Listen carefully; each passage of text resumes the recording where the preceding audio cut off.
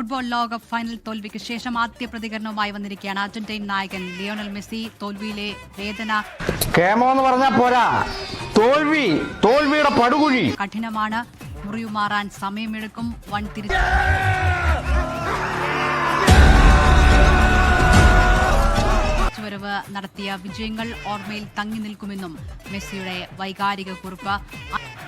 ജയിച്ചു അല്ലേ? അങ്ങനല്ലേ പാടുള്ളൂ.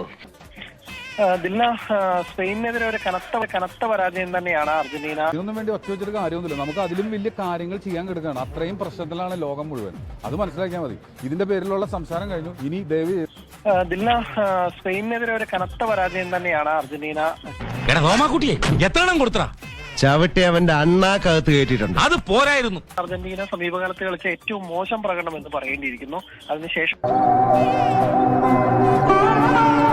എങ്ങനെയുണ്ട്? എനിക്ക് സന്തോഷത്തോടെ ഇരിക്കാൻ വയ്യ. ഇത് സുഖം തരും നേരം.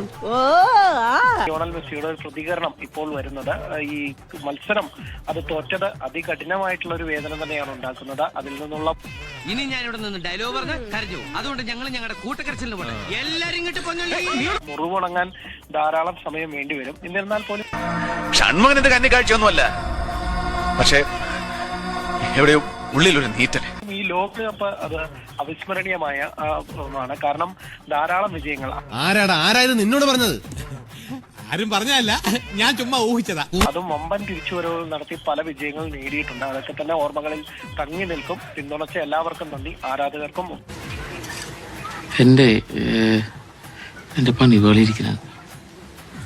ഇപ്പോൾ ആരാധകരുടെ മുന്നിൽ ഒരു ചോദ്യമുണ്ട്. മെസ്സി ഇനിയും അർജന്റീനയിൽ കളിക്കുമോ എന്നത് ചോദ്യമാണ്. ഈ മത്സരം കഴിഞ്ഞ 25 കൊല്ലായിട്ട് അണ്ണൻ ഇവിടെ ഉണ്ട്. ഇനിയുള്ള 25 കൊല്ലവും അണ്ണൻ ഇവിടെ തന്നെ കാണും.